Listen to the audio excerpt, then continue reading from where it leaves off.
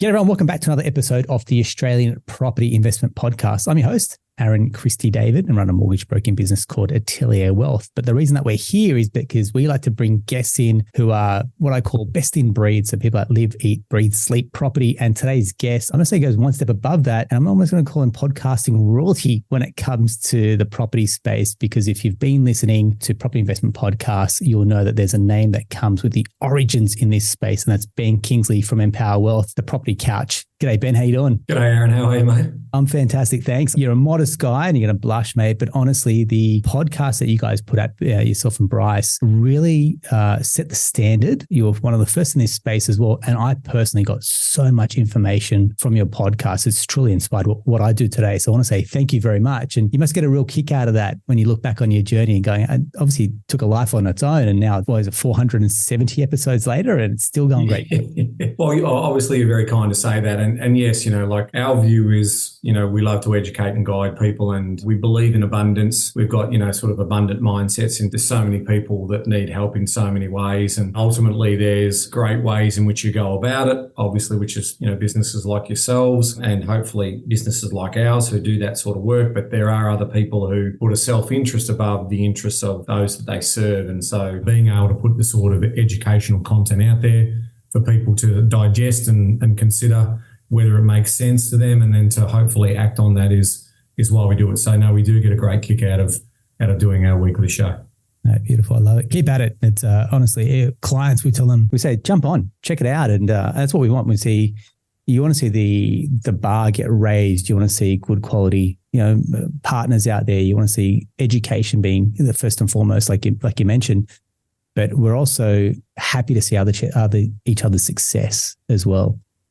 Yeah, I think that's right. There's a huge amount of people that need to be helped, whether it be money management, whether it be their finances and getting their strategy and structure right. And then ultimately, whether it's also about the asset selection that fits into their, to the strategy that they're trying to develop for themselves. So yeah, we're a big believer in plan to become what you plan to become. And ultimately that's the sort of messaging that we put out there. But most of the work that we have to do is really about convincing people that there is opportunity and potential for them, and working on, that mindset and changing, any of those sort of money habits and behaviours and their money psychology that they may have grown up with to think that it's not available for them, when ultimately every household across Australia earns enough money over their working life, even at an average salary, to be able to, hopefully put some of that away. And in the way in which you sequence the order of things that you do, you should have every chance to also be able to build up a comfortable retirement. So I think from that point of view, if that message gets across, then we're doing our job. No, I love it. So it's what I like to call the 3 Ps at the start. So be about yourself personally, professionally, and your property journey as well, if you can indulge us. Yeah, so personally married with 2 boys, 13 and 11, Jack and Harry, a beautiful wife who basically does most of the running of the house. I spend a lot of my time in terms of working on, the passions that I have around property and helping other people. So I'm very grateful for that. Professionally, way back in 2004, I set up a company called Integrated Pathways with a vision of being able to bring a holistic advisory firm together. I started off as a mortgage broker, did my apprenticeship with Mortgage Choice. And then in 2007, we set the practice up called Empower Wealth, and that's the whole of wealth advisory firm that I founded back in 2007, and here we are today with lots of staff, with people all across Australia and thousands of clients that we serve. They're the sort of, and what was the last one? In your property journey, I mean, it's the property journey, of course, well, which has been great. So started investing in property very early on. So I think I was around 21 or 22 at the time. Bought the house across the road from mum and dad, didn't know much better, but knew that obviously property was an interest for me. And at the time it was going to be a place that I lived in for a while. And then work took me interstate. So I lived outside of Melbourne for over probably about 12 or 13 years, both in Queensland. I had a great job up in Hamilton Island, and then also back in Sydney, where I was working in the tourism sector for Hamilton Island and Voyages Hotels and Resorts. That sort of then led me into, building out on that property journey. We bought a property in Sydney at the time. That's when I was getting serious with Jane, and we were starting off on that journey. And that's also where a sort of critical element occurred. So I was a mad, voracious reader of all of the books and magazines and going to all of the seminars and workshops, trying to distill fact from fiction. And usually, 70, 80% of the stuff they tell you is actually pretty true and real. But it's just that last 30% that sort of steers people in different directions that you're trying to work out where that value is. And part of the journey that I've been on is about really limiting the mistakes that I make and that we make when we invest. And so, I've been really fortunate. There's sort of two main ones that probably occurred during our portfolio. I mean, I've never regretted any of the properties we bought. They've all performed very well. But if I, go back to the original advice I got about an offset account, I didn't get that advice about its value when you're living in a property and you can turn it into an investment property. So here I'm thinking I'm great in paying and slamming down that debt. So that would have been nice to have had some of that knowledge back in the day. And we're going back, 20 plus years ago now. And then the other one was, I sold my property in Bundoora. So I've spoken about this publicly before, but so far it's probably cost me about $750,000 in capital appreciation. I bought that property for $120,000 and sold it, I think, for $165,000 about 3 or 4 years later to buy into the Sydney market. What I needed to do was basically just renovate it, release the equity, and I'd have both the Bundoora property at the time, and I've got the asset in Sydney has done incredibly well. It's a 2-bedroom semi in Alexandria. I paid sort of $395,000 for it, I think, in 2004, and it's probably worth about 1.8 million now, just as a guide. And then we've just been going on that journey. So once we then got serious about our planning and started to think about kids and organising and cash flows, we set a target to achieve $120,000 passive income by the age of 50. And within sort of 10 years of that, I adjusted that target up to $200,000 a year by the age of 50, as obviously I didn't anticipate earning a higher income that I was earning in terms of the models that I built originally. Yeah. And so we've been able to adjust that. And yes, I'm now 53 and I've been able to achieve that dream. And now, we look at life in sort of 7 grades of financial well-being. I've achieved financial peace. I don't have to worry about money anymore. And now it's about financial contribution. So we're looking at ways in which, we pay it forward and sort of do all the work that we do. I love it. And that almost ties right back into the start where you talk about that abundance mindset. Sometimes I think clients will sell themselves a bit short. When I say clients, I'm talking about a lot of Australians, for example. Yeah. If I just get to the 100K, I'm like, well, I think you're actually capable of getting to 200, even 300. And you may be guilty in a very pleasant way going, I think we can see a bigger future for yourself than you can in your own eyes, and going, why don't you have that ability to put your foot down and think bigger? And what's the psychology that you think sits behind that, Ben? Well, I think, obviously there are a lot of limiting beliefs in some households in terms of, whether people feel like that they're worthy or they earned it or whatever that may look like. So there's a lot of psychology going on there, in terms of those sorts of things. But I also think, as you grow and mature, maybe in your younger years, there's a group of people that really do aspire to be quite rich. But my view as I've evolved is I just wanted to make sure. So I grew up in a household where money was always argued about. So I always used to say to myself, mum was definitely looking after the 2 boys. Dad worked 3 jobs for 37 years to give us the amazing sort of upbringing that we had, and to also now have their dream property up on the Murray River. But I always used to, that there was always that clash between, mum needing money to make sure that we had, the right clothing or anything like that. And Dad was always, focusing on paying down debt or investing that money so he could also retire early, retiring at 55 so they could move up to their property. So I just thought, look, if we can get to a financial position where I've made sure that we've planned for the kids' school fees and we've planned for the things we need, the 2 cars, being able to have, really nice experiences and nice holidays and those types of things, because I'm passionate about travel. That's what got me into the tourism industry in the first place. So I'll go anywhere for an experience and a cultural aspect of that. So I think from that point of view, I'm comfortable where that sits. But as you as you grow older, it is about understanding that, having X number of $1 million in the bank isn't necessarily going to make you happier.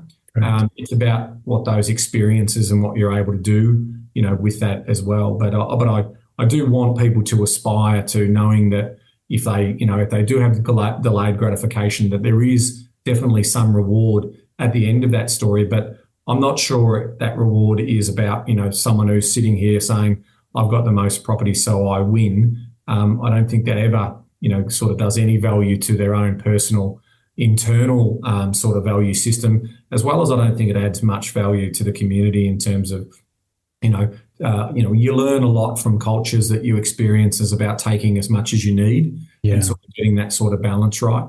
So I do love business, and I love, growing things and creating new products and that type of thing. So I get a lot of joy out of those sort of creations, a new platform that we're building and things like that. But yeah, I'm not so much wedded to, what the bank account says in terms of, what my net worth is these days. I'm more interested in terms of how I can add value to, and have a meaningful life. I love it. I love this. I love the sentiment. Even if you look at inside your own business, and you and I know around mortgage broking, it hasn't shown. 60% of our industry are solo operators, for example, right? So even that limiting mindset around abundance and growing your own business, and you look at the wealth effect that Empower Wealth has done even for its own team members in their own lives and the beneficiaries of their children. For example, the cascading effect that has. That in itself is a huge testament to what you guys have built in a short period of time, relatively as well. Yeah, I really love what you're saying there, and that. So when you're an owner of a business and you're growing a business, or whether you're advising customers like you and I do, Aaron, in terms of taking them on that journey, there's a real humility in the sense that the responsibility that they're putting in you in helping them problem solve or them reaching their goals. So you're right. We've got in the next couple of weeks, we've got 2 of our staff members getting married. We've got babies on the way. And so, I take that really personally around making sure that there's gainful employment for them, that they can be the best version of themselves and continue to serve and problem solve for customers. And so that's that beautiful perpetual wheel that gets created off that you are making a contribution. It's the same thing when I finished in the tourism industry, I was a little bit unsure about what I wanted to do. And so the first business case that I developed was actually a coffee business in China. This is back in 2004, and basically this is before Gloria Jeans and all of those sort of Starbucks and all that type of stuff. And so there was 500,000 expats in Beijing and Shanghai, and I thought, wow, this is great. I can go and do these coffee carts up there. Point of sale was just being a thing. So this is how old I am. The iPhone wasn't released yet. And so just, remote point of sale, so we could have these baristas and they could make really good coffee for all of the Europeans and Australians and all doing business in those 2 centres. And then I read a book called Good to Great by Jim Collins. And obviously, part of the big message in that book is you've got to be, those people that turn great businesses, you've got to be passionate about what you do. Well, I hate coffee. I don't like the flavour. I don't like so here I am thinking, oh, what a great business idea. And I was looking at it from a profit-making point of view, as opposed to, whether I'd get great joy out of it. And so ultimately I said, well, I can't do that. So what do you like doing? Well, I do like building things and I like helping people. So and obviously at the time I was very deep in sort of my 10,000 hours of knowledge building around property investing. So from that point of view, I pulled all those things together and I thought I could really get up every day enjoying what I do to be able to provide that. And so, that's ultimately what I did. And kudos to you guys. And I guess you take that knowledge, yourself and Bryce, and you put that into a book, and the book again, it has the ability to reach more people and to get into more households as well and have that discussion around property investing. The next book, which you call Make Money Simple Again, take me through the title of that, because it's something that strikes me as, well, I'm sure the word is, but why simple? Because people go, hang on, money comes in and out. Like, how do we make this more simple? Have we overcomplicated this, or where is the complication coming from? Yeah, so there is lots of nuances in terms of true money management and in terms of when you're forecasting tax impacts and you're looking at compounding, returns over 10, 20, 30, 40 years. So there are a lot of nuances and tax treatments associated with that, landing the plane with super. So a lot of the research does say that people do get overwhelmed by managing money. Now, you would think it is as simple as money in, money out.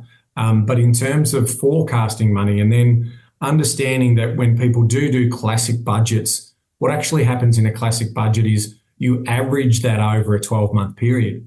Now, if we average out what we're going to spend over a 12-month period and we work that down to a monthly rate, and then all of a sudden in February we have our car insurance, our rego, our house and contents insurance, all in that 1 month, those classic budgets just get blown out of the water. Yeah. And then people don't really then know how to do, divide the 10 twelfths of the remainder of the year to adjust for that money. And it's going to, ultimately over that 12-month period, that budget is going to, level itself out from a cash flow perspective over that time. So there hasn't really been, strong adoption right across the country around budgeting generally. And so obviously the title was inspired by Noel Whittaker's great book in terms of making money simple. I think Make Money Simple, I think was the ultimate, book which I read, I think when I was about 16 years of age. And so that was the inspiration for Bryce and I to sort of give it that title. But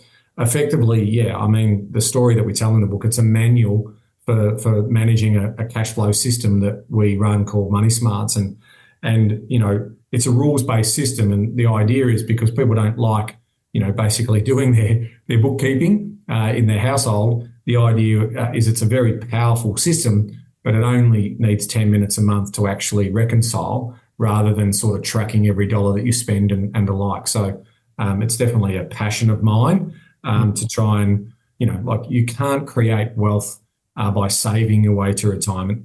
Mm-hmm. You've got to be able to create wealth through trapping surplus and then putting that money to work. And so that's, that's the foundation. So it's almost the prequel originally to the Armchair Guide in terms of then how you obviously use sensible leverage to be able to get into the property space and accelerate that cash on cash return.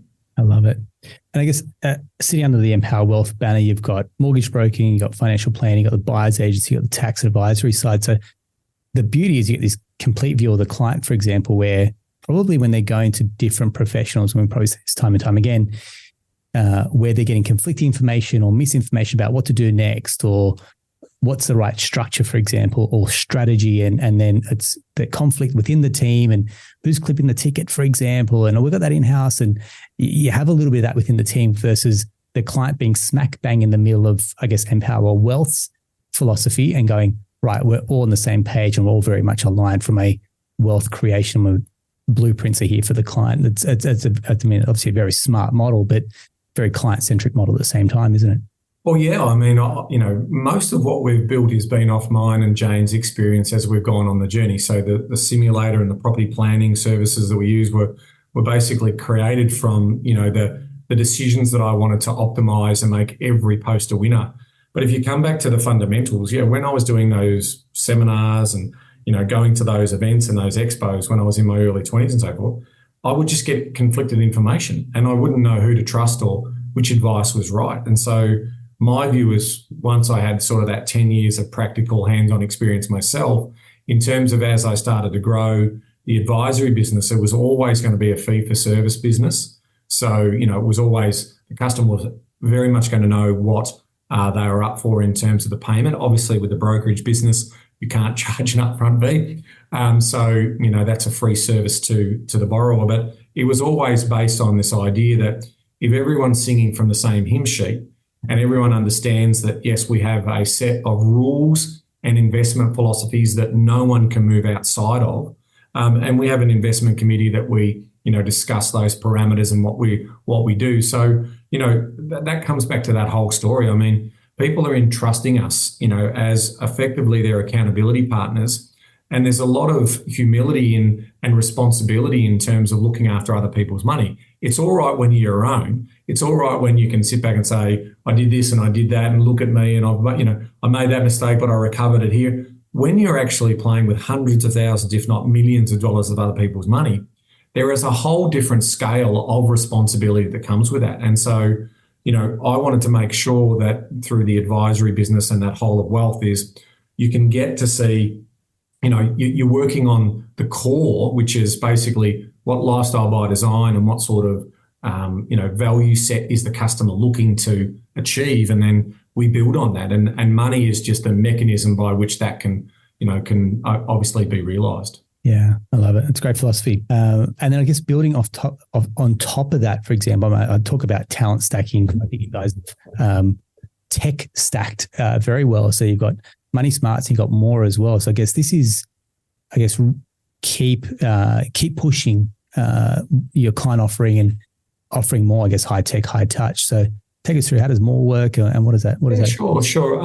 I'll start with the foundation. And the foundation is, again, I went looking, I love, Jan and Ian Summers, and I love their original sort of Summersoft software. And, that's... I think it came delivered on a Yeah, it was CD-ROM. Well, yeah, it was a CD-ROM at the time. And so when I use that personally forever, and, in those earlier years in terms of doing feasibility assessments on property and so forth, and still one of the best in terms of summarises that beautifully.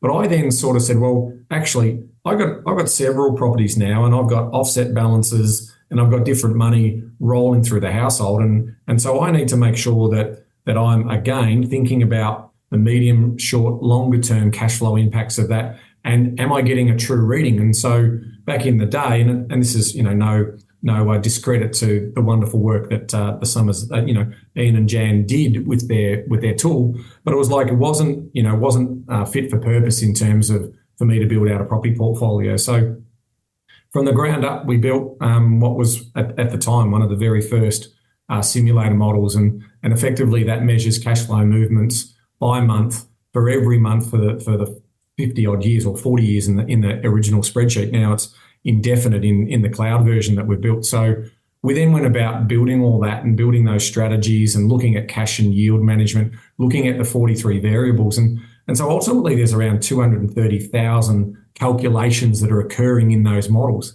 In fact, Aaron, the very first version, I remember when, it took us about 9 months to build, and the great Michael Pope, who assisted me in the build, the Excel genius that we got into the business, he and I sat there as we did the first calculation. It took about 6 minutes for the computer to crunch all the numbers, and we're sitting going, I'm not sure we can sit in front of our customers and say, so what do you like? We'll just click that button and we'll let it go off and do its thing, and we'll just have some small talk for the next 6 minutes. And then, wait a minute, what if we have 2 kids? Or what if we put the kids in private school? And what if I want a holiday here? And what if we want... So it'd be like, those appointments would go for half a day just to get a result. So we obviously iterated on that through 2009 and 2010, and then put a product to market. And ultimately, that's the foundation. So I think it's really important for people to understand that at the end of the day, they're the tools. And so for yourself and your team and for anyone who's advising others, it's just a tool that allows you to sort of make the invisible visible. Ultimately, the problem solving is still about connecting the value to what are we trying to achieve here? What big rocks in the jar do we need? What does living your best life look like? Yeah. And some of that is reality checking. Some of that's a hard conversation around, well, if you keep spending like you are now, then guess what? You're going to be retiring at 75, or you're going to take a 30 or 40% pay cut when you retire. And how do you feel about having that type of lifestyle then compared to the lifestyle you've been having, now? And then so ultimately they're the exploration and the conversations you have around opportunity and potential. And so off the back of that, yes, we've now, built that into a cloud model. We've built an integrated client portal, which we've also made available to the general public to use, which is what you were saying before, Aaron, about that being more. So the public can use the Money Smart system. That's free to use. They can use the My Financials, WellSpeed, WellCop. So we've built just a lot of different ways in which you can assess your money situation and your net worth, and wealth trackers built in there as well. But yeah, where we're going with that is obviously we want to build the best property management and sort of money management solution in for those people who have a couple of investment properties. So that's the mission that we're on in terms of that. But if we're coming back to the why, yes, we need that for our advisory business to do the work that they do. But ultimately, we also want, coming back to that whole idea of, paying it forward, value adding and thinking in abundance, is that we want, Money Smarts will be free forever, in terms of for that platform and sort of managing your finances, working out your annual budgets and all that thing. That'll be free for as long as we can afford to pay the bills and standing it up and all of that. And at the moment, we can comfortably pay those bills. So we'll continue to keep sort of building that out. But, with AI and machine learning and everything that's coming down the track, there's no doubt that, in terms of advanced versions of that and potentially also having some type of subscription model in that particular tool is a logical next step in terms of, as I said, I like building things. And that's the sort of roadmap in terms of what we're trying to do. But again, the power of those tools and those simulations and all that are only as good as the problem solvers and the professionals that are in there as well, sort of doing that work. And that's why, you and your team are so successful at what you do, because you've built up that subject matter knowledge, and you're really great at sort of getting to the core root of the opportunity or the problem, and then you go about solving that. Oh, well, it's inspiring to see. I mean, this is what we talk about when you're leading the charge at the front of being captains of industry. It's like it's going to inspire the next tech tool to come along, and the beneficiaries that are investors, more Australian families that take control of their money. But you guys have had to kind of lay the groundwork to build it as well. So kudos there. Well done. Speaking of Australian families, and this is a topical subject that's coming up, which is the dream of home ownership, whether that's buying more investment properties or the great Australian dream of having your own home. And you and I were recently at the PIPA conference and hearing about that as well. What's your view on the market? Do you feel properties unachievable, unattainable, unaffordable for a lot of Australian families? Or do you kind of go, look, unpopular view, I'm going to go against the grain and say, look, it is accessible, but there's got to be some ways to roll your sleeves up to get into the market as well? Yeah, I mean, it's an excellent question. And someone who does value the idea that every Australian should own their own home, I do believe that through necessity being the mother of invention, we are going to continue to keep finding ways in which we can find solutions for people getting into the property market. Now, the pathway to that is definitely going to be different based on your circumstances. So if you are blessed with the bank of mum and dad, that's going to help obviously with deposits. So we know the biggest challenge for most households is going to be the deposit and saving that bulk amount of money. So we're starting to see really good solutions coming in there now in terms of shared equity schemes. And so the federal government announcing a 2% deposit that will allow them to avoid mortgage insurance and get them into the market as well. So I see a lot of that sort of invention starting to come into the market if they're looking to get straight into an owner-occupied property. And I think governments will continue to incentivise that. I think any sensible government that understands that the power of the residential market and in terms of the wealth creation that comes off that and the value in terms of living standards and quality of life for society, and obviously the taxes and the stamp duty revenues that do provide those services, et cetera, knows that it would be unwise to basically destroy the appreciation or the long-term appreciation of capital growth in that particular property market, and societies will get judged by that. I think one of the other things that is a little bit more difficult for those who are seeking to get into the market is this concept of this potential belief that, living in place or expecting that I will be able to buy in a particular location because maybe I grew up there or something along those sorts of things. So what we do know through the creation of cities and larger megacities is the productive use of that land has different grades, and as those productive use of that grading goes higher and higher, it's very hard to then obviously justify single-use purpose for a block of land, except for when you obviously put restrictions around that because you're trying to build communities that maybe not be high density or medium density, but you're actually looking to build classic sort of low-rise communities, and that's sort of what happens. So I think, if people were sort of saying housing affordability, yes, I do agree that it's still challenging. I do agree that you also have a lot longer to worry about it because, compared to my father's generation who's, were sort of set to work to the age of 60 and then they pretty much died 1 or 2 years after that.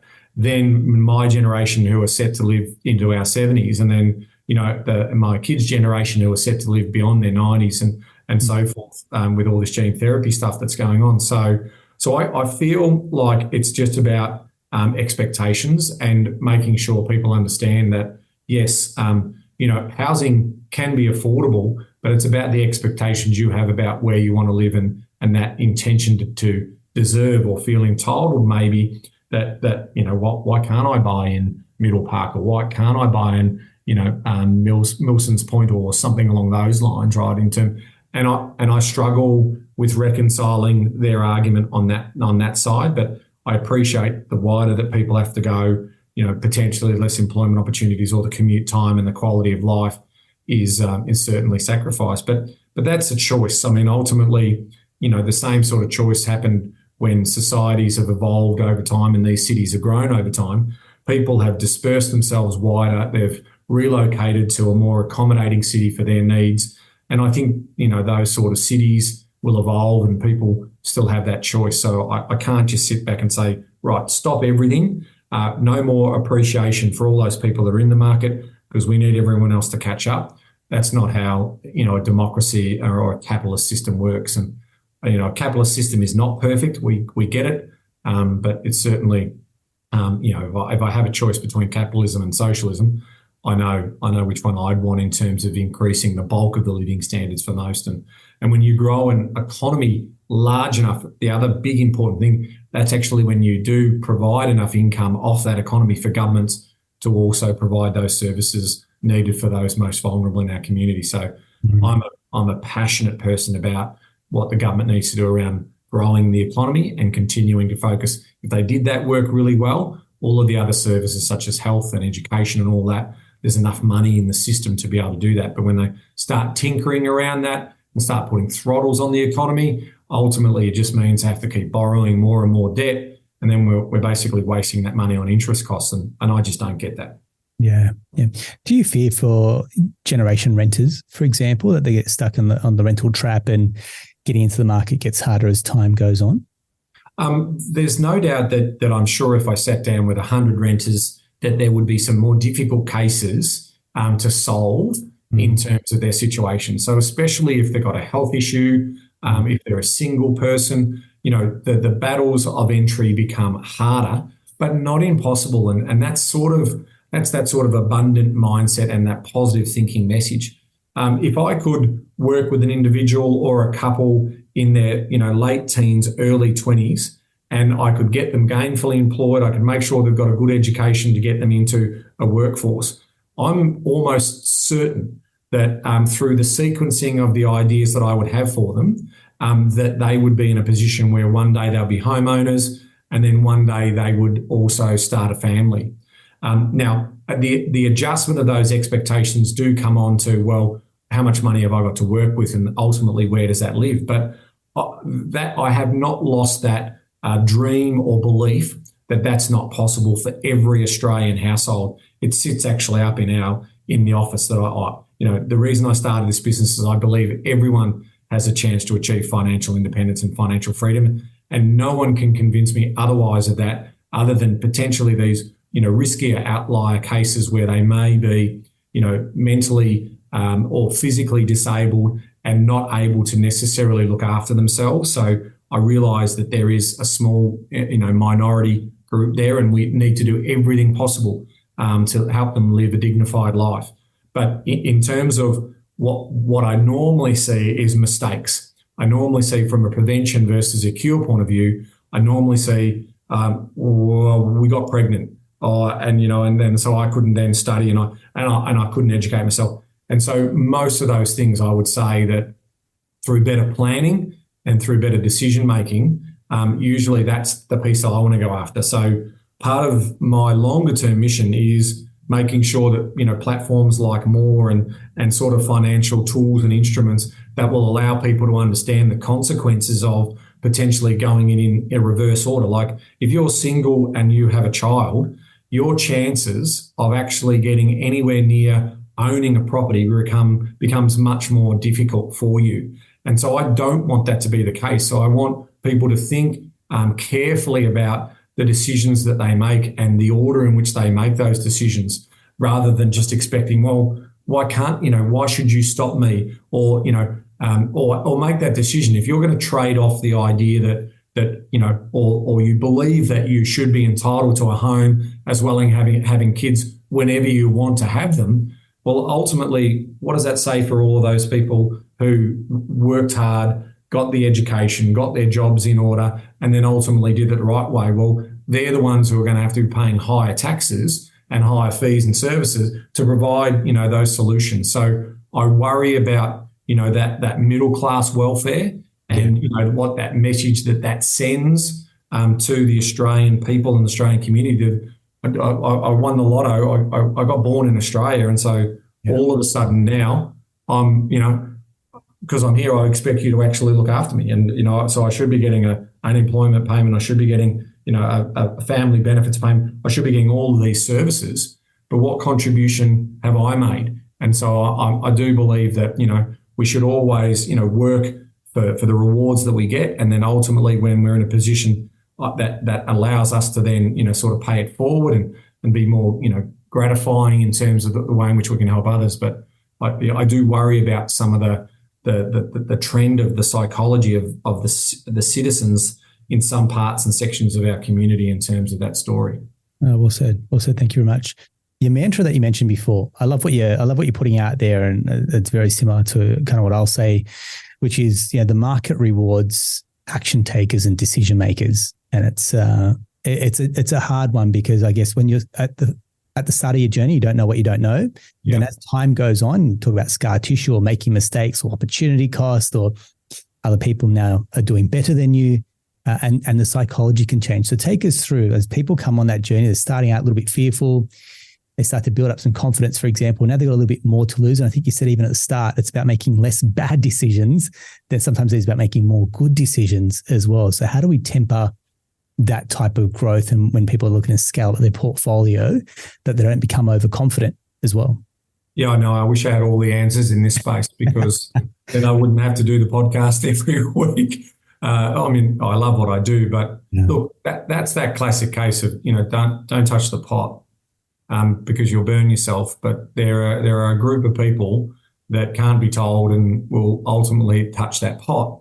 So I'm trying to convince them before they go near the pot to just start thinking more broadly and long term about what they're trying to achieve, and avoid the sort of social media, which I call it social envy, right? So the more that people early on in their lives get attached to that social envy of what other people are doing and what they're achieving. I mean, I can tell you countless stories of people who look like they're super successful and they're driving around in nice cars, and and so their shop front looks really terrific, but behind that, their finances are in disarray. They've got bad debts. So our message is really simple around building money habits and behaviours that will reward you over the medium to longer term. And I get that that's hard for people who may have grown up comfortable and not have to worry about money. And a lot of people, they don't worry about money. They literally go through life in this sort of, relaxed haze about, that sort of stuff will just take care of itself. And, I was always someone who was worried or anxious about money in my early years. And so I've worked really hard on trying to change those money behaviours and sort of making sure that, if I had said, well, yeah, I've worked for this and I did plan to spend this, that it's actually okay to spend that money because it's not necessarily impacting the bigger story. Now, we also know that there are going to be surprises, bumps on the road shocks and so forth. And, I in my own sort of family with my brother and at the loss of his fiancée at the age of 37, I think it was, that's a shock that you can never plan for. And so ultimately, but then watching the responses of our network of friends around that, sort of some of them saying, well, that's it, I'm living for today, I'm not planning for tomorrow. And they're going to go and live for the next 50 to 60 years and they're going to struggle in terms of what sort of wealth base they've got behind them. So I just think, I think long and hard about this idea that if you don't believe it's possible, there's evidence all around you of people who have done it. They've treaded that pathway for you. And so we've just got to continually keep working on some of those behaviours and mindsets. And that's why, we created the wealth speed gauge. The wealth speed gauge, you put all your financial information in, and it tells you what you're earning per hour, for 24/7 clock. And then you break that into, exertion income. So we call it working income speed and passive income speed. And then you can see your spending speeds, and you can see all these different gauges, right? Now, the idea with that is to just basically give you your dashboard right in front of you. Most of the problems with budgets is you're looking forward, driving forward, looking at the rear vision mirror in terms of what's happening. The idea and the concept of wealth speeds and wealth clocks is this: well, I am driving forward, and so how can I make that gauge? In other words, you go, I'm in my wealth creation car. Well, it's logical that my wealth speed's got to go quicker, doesn't it? So where can I find opportunities to trap money and then put that to work? And the problem, that even James Clear and all that talk about is that with the long-term habits, and you don't see a lot of that improvement early. So people go, well, this isn't working for me. So, the classic part of that is to say, well, every time you go in and update your numbers and your financials, it'll actually give you a percentage gain. So even though I might say it's $7.22, well, you might just picked up a 4% gain. Now, 4% is meaningful if you can continue to keep doing that every month, or every year. And then all of a sudden, you start thinking about your money and your life in hourly terms. And you can then start to say, well, actually, it's not too bad. I just ate lunch today, and that lunch cost me $13.50 for my salad roll and my potato cake. And then ultimately, it's like, but I know my wealth speed is growing at, and I'll just make up a number here, but $47. So even though I took half an hour for lunch, I'm actually making money whilst I'm having lunch. And so it's about training that sort of psychology in terms of, is my money working hard for me or not? And then what the big story here is, what we've got to do is basically take your exertion income, so your working income, and we've got to replace it with passive income. And that requires investment, because if we don't do that, you're not going to retire, because there won't be enough money there for you to retire on. So they're the sort of little tricks and sort of instruments we've been building in these next generation gauges to try and help change that psychology. And coming back to what you were saying before about how do you implement that? Well, first of all, you got to be problem aware. And if most people don't even want to be problem aware, well, it's very hard that we're going to be able to help them. But the ones who do want to be problem aware, and this shows up also in the research when you look at aspiring people, a lot of aspiring people who build goal habits and behaviours, and they naturally want to check in on their progress. So they'll look at their finances. So they're the easy people to help for. That 25% of the population, you've already got them. You had them at hello. It's that next 25 and that 25% after that I'm going after to try and make sure that there's an opportunity for them to sort of say, we've got a real shot at this, but if we don't do it early, then we're going to be chasing our tail doing it later. Love it. Great sentiment. Thanks very much. The last question I had for you was around PIPA. Now, for some people, they may be very aware what the PIPA proposition is. You're very fortunate to be the chair of PIPA for some time. So for the uninitiated, take us through what did PIPA stand for, and where is it currently at in terms of its level of growth and market awareness? Yeah, so the backstory that sort of is my narration to where I got to and how I discovered PIPA is this. I wanted to be a property investment advisor. I didn't know, whether that was a thing at the time, and I know that there was, sales agents masquerading as property investment advisors. I knew that for a fact, in terms of the spruiker side. And so I looked for a course to, basically, and I just stumbled across what was called QPIA, Qualified Property Investment Advisor, and it was run by Deakin Prime, which is part of Deakin University. So I started doing night school and part-time study. And so over the course of 2.5 years, I completed the modules of that and got my QPIA qualification to be a qualified property investment advisor. In addition to that, I met Margaret Lomas, who at the time was on the board and was the chair.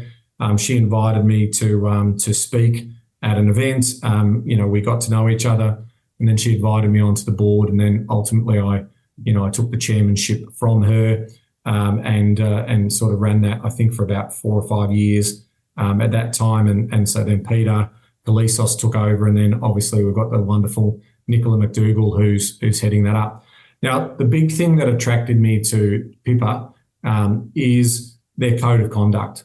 And the idea that, in the property market space, there's a lot of money to be made. There's lots of commissions, kickbacks, soft dollars and referrals. Well, under the code of conduct, if you want to be a PIPA member, you've got to abide by that code. And that is that if you are receiving a commission, and again, we don't, but if you are, you need to fully disclose that you're receiving commission from the developer or from an agency or anyone who's in that chain of sale that's occurring. And so that just, to me, meant that we can put a little bit of a professional association together and build on that professional association to help protect consumers in terms of what is a marketplace where there's some great operators such as yourself who operate in that space as specialists across all the ecosystem, from mortgage broking through to property investment advisory to taxation, financial planning, buyers, agents, etc. And so, we've formed that association for the people operating in the industry. And so you can be safe to know that they're operating under that code of conduct. And if they don't, obviously they'll be expelled and there'll be other consequences associated with that. But we do know that there's obviously a bigger, wider community out there because property investment isn't regulated. Right. And so there are plenty of people who can put on a shirt and basically advocate to buy this property in this new estate and earn $50,000 in the process. Mm. What are some of the red flags? So someone's listening going, how do I maybe identify a couple of red flags? Maybe seeing a couple come across your desk. To your trained eye, you'd probably seeing the good, the bad, the ugly. What does that look like? Well, ultimately the first one is, how are you paid? So if their service offering is for free, someone's ultimately paying. So in terms of, if you're asking that question and you're sitting down thinking you're talking to a buyer's agent and they're saying they're a free service, well, that's more than likely that they're a property marketer associated with an agency that might be selling a complex or something off the plan. So usually that's the first thing I do. If they are a fee for service, but they also provide a professional or they provide a recommendation to go and work with somebody else, one of the other questions I'd have for them is, do you get paid by introducing us to your property manager or to your accountant or to your mortgage broker? So there are relationships out there, and these are perfectly legal relationships, but a selling agent at an open home could pass out a business card for a mortgage broker as an example. And if there's a payment, like if that client then gets the mortgage through that broker, then ultimately, there's a payment that might be exchanged between that a real estate agent and that mortgage broker. And so as long as all of those are, basically disclosed and the customer's looking at that disclosure document that says, that real estate agent just got $600, or in some cases, thousands of dollars when it comes to, people selling off the plan or house and land packages and the like, then that somewhere in that equation, a payment, is being added to the fulfillment service. And we know that, some of these marketers will tell you, well, it saves hundreds of thousands of dollars on other marketing costs. So we're just basically saving those. But that's ultimately what the consumer needs to make a judgment call on in terms of, do they feel like they got value in that conversation, and were they happy for those referral fees to be paid, and ultimately make that informed decision for themselves. Beautiful. Thank you very much. It's I'm glad that you were heading that up and you kind of put those plans in place as well, where the beneficiaries are, as an industry, raising the bar, raising the standard, for example. Most importantly for a client and a borrower, it's transparency, and ultimately gives more trust in industries as well, which I think it's a fantastic outcome as well. So well done. Thank you. Beautiful, Ben. You've been super generous with your knowledge and your time. I want to say thank you very much on behalf of our listeners, and I know our clients will get a blast out of hearing this as well. So if you want more information, you want to hear from the team at Empower Wealth, jump on and check out the Property Couch, for example. I'm going to put you on the spot here. Do you reckon we've got a couple of books that we can give away to a listener? Is that 100%. Yeah, why don't we give 5 Property Couch books away? Sorry, what are they called? Armchair Guide to Property Invested books, and 5 of them Make Money Simple Again books as well. Love your generosity, mate. Thank you very much. So if you're listening and you want a copy of the book, drop our team an email and we'll give details for our contact, or drop us a DM as well. And if you want to absorb more knowledge out of the team at Empower Wealth and Property Couch, then check them out on their socials as well, because I'm telling you right now, that's where I've been fed a lot of information as well. And it's high caliber, it's great quality, and it's guys that are living, breathing, and sleeping it themselves as well. So Ben, thank you very much. Love your work and look forward to talking to you very soon. Thanks very much, Aaron. Thanks for the opportunity to chat. Appreciate it. Thanks very much. That's a wrap for another episode of the Australian Property Investment Podcast. If you loved it, give us a thumbs up. Better yet, leave us a review and tell a friend as well. Thank you very much.